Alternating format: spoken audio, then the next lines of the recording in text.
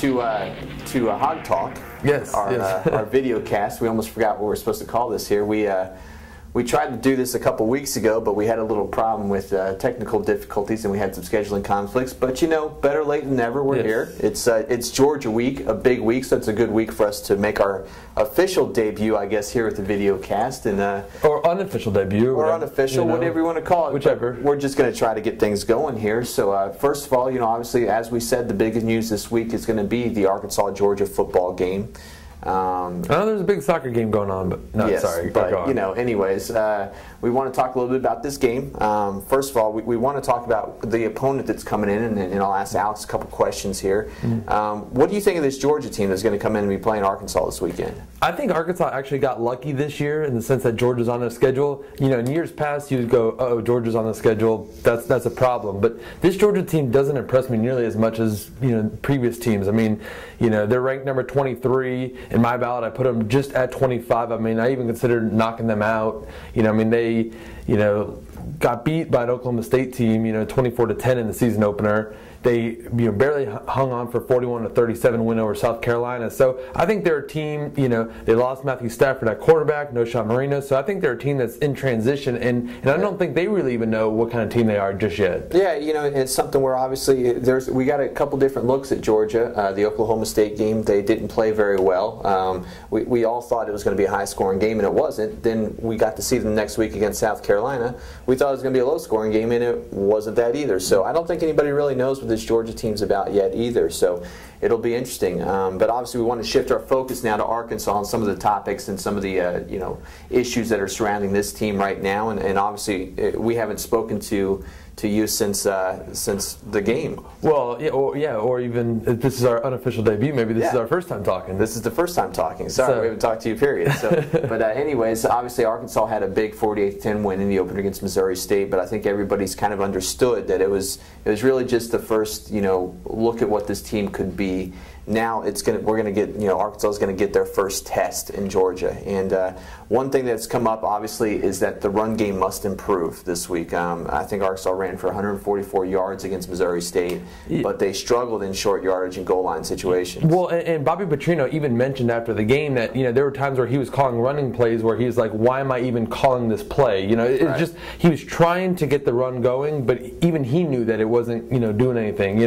I mean, that being said, Michael Smith, he only had 4 carries. This is a guy that last year averaged almost 21 carries a game. And there were some games where he's getting 35 carries a game. So, but Michael Smith didn't really play much. Broderick Green, I think, people were sort of disappointed in the sense that he's a big, powerful runner. But in the season opener, he kind of danced around, I thought, a little bit too much at the line of scrimmage and didn't really barrel over guys. But yeah, as you're saying, they need to get a balance of run and pass as opposed to the season opener where it's just a lot of passing and then some running. How much do you think Michael Smith is going to touch the ball on Saturday? Because obviously he only had 4 carries in the opener. I think he caught 2 passes, so that's 6 touches. Are we going to see a lot more of him on Saturday? Yeah, I mean, I think he's going to get. I mean, I'd be surprised if he doesn't get at least 20 touches, whether that's running the ball, whether that's a few catches. I mean, I think he's going to get at least, I'm going to say 16 carries. And maybe he gets more, but they have so many different running backs. I think maybe 16, but I think they're going to throw to him several times. I mean, he's by far one of their fastest, shiftiest offensive threats. So I think he's going to be involved. I mean, how about some of those other guys? I mean, you got Dennis Johnson, Broderick Green, Ronnie Wingo. Right. What do you think they do? I mean, Michael Smith might get his. How much do you think they get?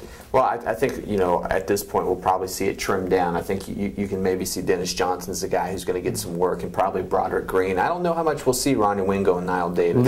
He was the leading rusher in the season. Yeah, he was. But they might be guys that just get sprinkled in a little bit. I think that the bulk of the load is going to go to the trio of Smith, Johnson, and Broderick Green. So I agree, yeah. It'll be interesting. Moving on to the next topic, obviously, one thing that Arkansas was concerned about after the opener was its performance on special teams. Yes. Obviously, Dennis Johnson had the big kickoff return, and that was a big positive for them. But Other than that, there were kickoff problems, all kinds of kickoff problems. What's happening there, Alex? It's kind of funny because last year this Arkansas special teams were terrible. I mean right. I don't think we're overstating that or understating that.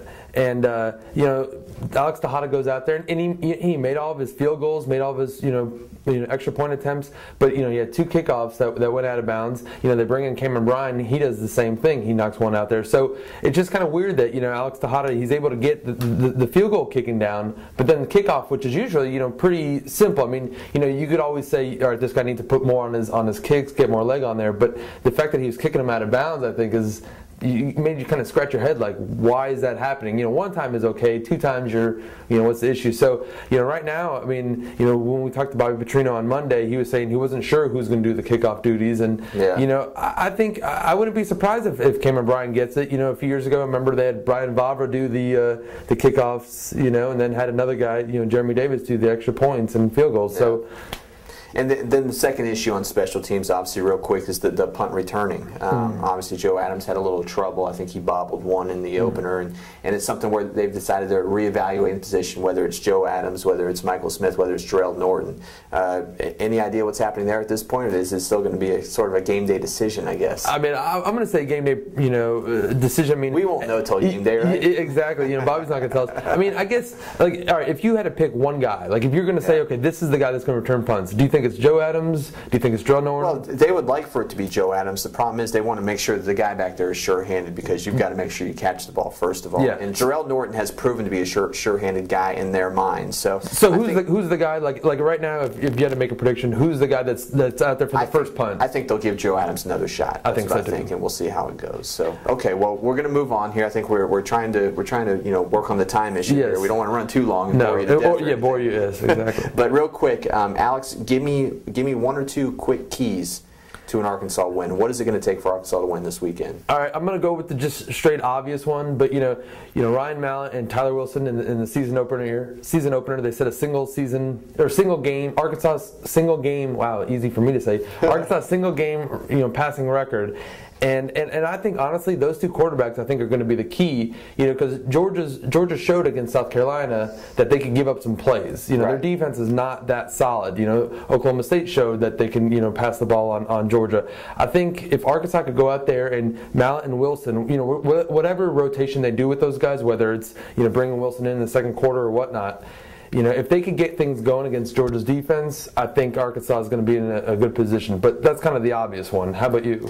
I think a lot of it's going to be on the offensive line's play. Obviously, this group I just wrote about in the story that ran Wednesday, and this group is going to be very important to what happens in this game. Obviously, no sacks allowed against Missouri State. That was a good plus for them, but they haven't seen the type of speed and type of defense that Georgia's bringing. So the better they can open holes, the better they can keep Mount protected, the better Arkansas is going to play, and the better chance they're going to have to win. Yeah, I agree. And then obviously special teams. I mean, that's a big issue. Georgia's been very good on special teams. Yeah, Georgia, they returned, against South Carolina, returned a 100-yard kickoff return. Georgia has fast guys. That no matter how much we talk about, Georgia, they don't know what they are. Yeah. They have speed. Yeah. And so if Arkansas needs to really pay attention to not giving up those big things, those long kickoff returns, those punt returns, because those are the things that really kill you in a close game. You could say, all right, they gave up some yards on offense, or didn't do enough on defense, or whatever it is. Yeah. I'm getting mixed up, but those little things are the ones that really kill you. So. Okay. All right. Well, real quick, Alex, I'm going to ask you for your prediction. What do you think is going to happen this week? I'm going to stick with my original prediction. I say Arkansas 28, Georgia 24. I think it's not as big, not as high scoring as the South Carolina game, but I just think Arkansas is, even though they're untested yet, I think they're fresh. I think Georgia hasn't really impressed me. Yeah. I think Arkansas's quarterbacks and offense are going to get going, and I think their defense is going to do enough to kind of bottle up Joe Cox. How about you? I don't know. Oh. I think I said after the first game, I think Arkansas will win this one. Now I'm kind of waffling back and forth. I'm not sure, but I'll go ahead and I'll say Arkansas 24, Georgia 21. We'll see how it goes. So. With that, we're gonna wrap up our first official or unofficial. However you want to. And we will get better at this. So give us some time. Yeah, give us some time. We're working out some kinks. We'll make it entertaining. We'll make it fun. So until then, tune in next week to the next HogTalk video cast. Thank you very much. Thanks.